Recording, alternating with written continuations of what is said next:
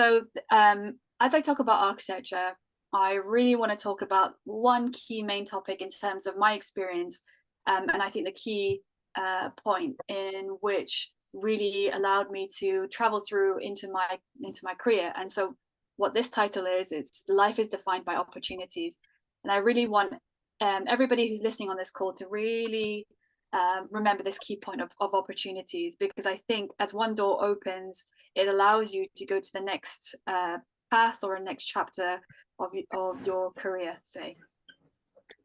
So my story really starts in Italy, and specifically in an area called Rimendato. And I was in the second year of architecture school, and my tutor said, "Hey, I have this 17th century Italian house that I want to do up. Who wants to come and help me on it?" And I definitely had my hand up. But at the same time, I kind of was thinking about going to do Camp America. However, all those Camp America didn't work out. And that meant I really had this open opportunity to go to Italy.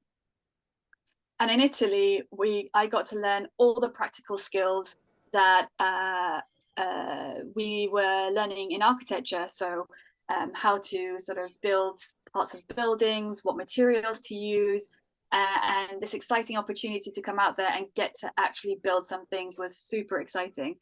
So over here, you can see on the left was what it was when we first came, and we sort of dug it up, and we really wanted to create this sort of beautiful rustic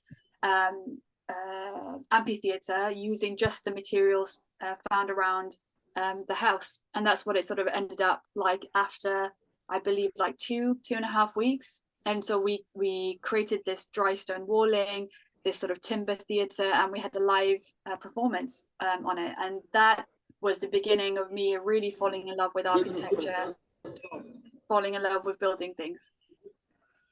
And these are a few things that I did.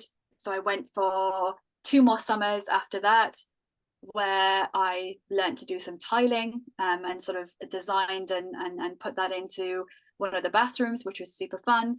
I also got to build a little bunkhouse with these massive trunks of trees. Again, really cool. And behind this white wall was some bricklaying that I learned in Italy. So all of these skill sets allowed me to understand how buildings are built, what materials are used in buildings, and what kind of different designs we can do. So for those 3 summers, it was so much fun. And then after the 3rd year, I was asked to go to do a festival. And in this festival, we were asked to create 4 stages in 4 days, just using reclaimed material.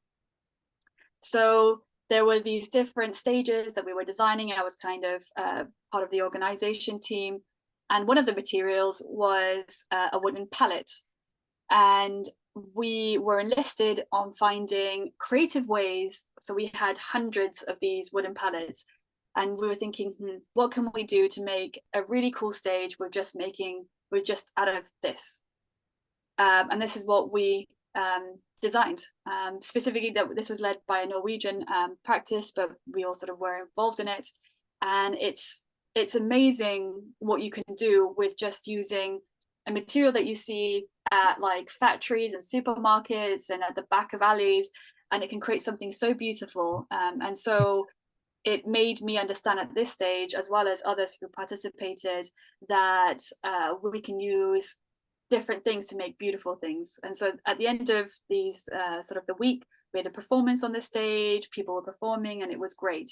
The Norwegian practice, the Norwegian founders who were leading the design on this asked me and another friend to come out to Norway and work with them on a project. So again, that was another opportunity that opened up, and I went out to Norway and worked with them on a project. And whilst I was out there, they said, "Come to Indonesia, we have this project." And so when I arrived in Indonesia, we enlisted on designing a facility that would educate local farmers on the organic cultivation of cassia.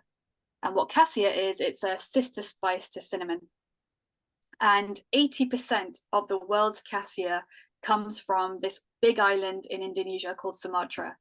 And a private investor wanted to create this beautiful building to bring the local farmers, to bring local people, and to bring tourists and investors to the space to understand how important this spice is. So we were enlisted on designing it. Now, what's amazing about this project was it was designed and built in 3 months using local materials within 5 kilometers of the site. So this is the cinnamon wood, the cassia wood that we use literally behind the site in the forest. The local logs were not far from the site as well, and we used local carpenters. And so yeah, most of this, and the brick was 5 kilometers away as well, and it created this beautiful building where we use local craftsmen, local builders to come and be involved in this project. And what these spaces are a sort of presentation space, a classroom, a lab space. And the reason why there is a gap between the top of this brick wall and the roof is in Indonesia, it gets really hot and humid. And the idea is to have a natural ventilation, so we don't use mechanical backup. It's all using the weather, basically. And so this is another way to kind of make a sustainable approach to building buildings. We created these columns to be like a forest, so it feels like you're still in nature, and you can still smell the cinnamon wood whilst you're in there. This is the carpenter who created all these sort of boxes as well as the doors. And the one thing I want to mention, I'll go back, is that these windows were created with no nails. Only the hinges are the metal pieces that allow you to open and close it. Everything else was made from just the timber. And he was incredible. And the other story that I wanted to mention is that because I did some brick laying in Italy, I was enlisted in teaching 40 men how to bricklay. And it was tough because there was a language barrier. But in the end, we managed to form a really good team, and I got to teach alongside some others how these 40 men learned to bricklay. And the real success of this story is 5 years after this project was finished, these men who were involved in learning how to bricklay got more job opportunities because the people around the building wanted to have something similar in their own homes and their own businesses. So those people who were learning to bricklay from the beginning got more job opportunities after. So that was the real success of the project, as well as it winning awards. I then came back to London after I finished my master's, and I got to work on a project at Harvard University. So this experience is more going into an office in London and learning how to work on sort of bigger projects and projects afield. So this is Harvard University in Boston, America, and one of the students, they had grandparents, and the grandparents wants to create a central space for all the students to come in Harvard and have a space to be collaborative, to host talks and other events. So I was involved in this project that's now completed, and what I was involved in was designing the internal spaces. What are the walls going to be made from? What do they look like? What are the spaces that are in that area? What are the kind of drawings and visuals that I need to create? And these are some of the drawings that we get to do in an office. These ones are looking at the finer details. How do we put benches together and the wooden pieces here? And this is a 3D view looking at all the 3 levels that are within this sort of glass box that you saw beforehand. So I got to create this computer model in the office, and that was part of one of my responsibilities, which I really enjoyed. Then I went on to work for another practice called Stanton Williams, and you may know them for doing the Royal Opera House in London. It's a very beautiful building. If you haven't been, I would highly recommend. But I got to work on a project at Cambridge University this time, and this project was quite big.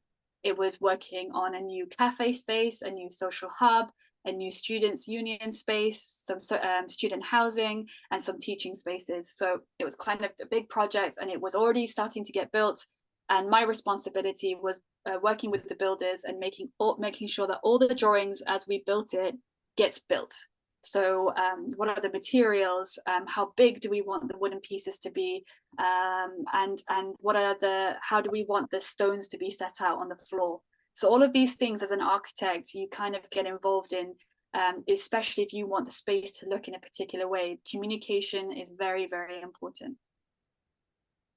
And then I wanted to create a social enterprise. So what a social enterprise is it's a studio or an office or a company that is concentrated on the social good of the planet. And I particularly am really interested in three things: education, opportunity, and inclusivity.